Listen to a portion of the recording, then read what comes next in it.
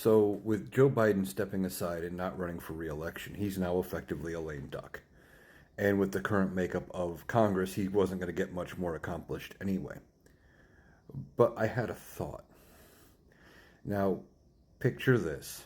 November comes, Kamala Harris wins in a landslide, like I think she will, and just trounces Donald Trump to where it's not even a contest.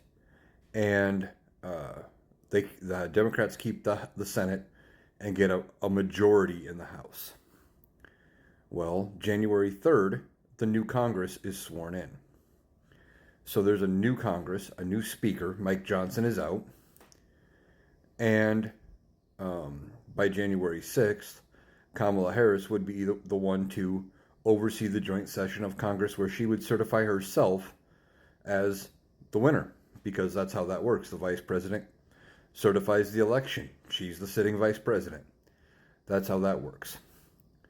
And then going forward to the 20th, when she takes over, normally not a lot gets accomplished in that time period.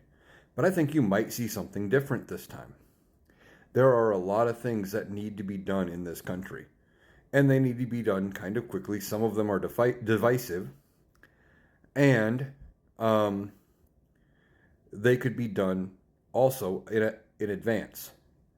For example, I don't know what Kamala Harris's tax plan is. We have not heard that. But imagine this. If hers is the same as Joe's, whenever you mess with taxes, it's usually bad for the politician, the president, that supports changing the tax code. So, January 3rd, new Congress is sworn in. We have Speaker Jeffries. Joe Biden gets a tax plan. They push it through. They get it on his desk in 10 days. Joe Biden signs it before he's out of office. Okay. They probably would need a constitutional amendment to put a code of ethics on the Supreme Court, and they probably would need an amendment to put term limits on the Supreme Court. However, they could expand the court with just a simple bill passed through both houses of Congress. Expanding the Supreme Court is also a divisive decision. So, what if, after Kamala Harris has won, instead of putting all that pressure on her to get the expansion passed, what if they expand the court right before Joe Biden's out of office? They get it passed in that 13-day window where he's effectively an extreme lame duck. They get it passed. They get it on his desk. He can sign it into law. And then she walks in with, what would it be, 4 vacancies to fill? Because I think they'd have to go to 13 to flip the majority.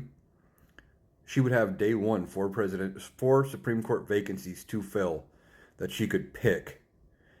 Joe Biden wouldn't have a say necessarily in who goes on there. Maybe he picks one just for good measure. But he could be the one to expand the court and take the heat politically for doing it, and have her walk in with an expanded court with seats that just need to be filled.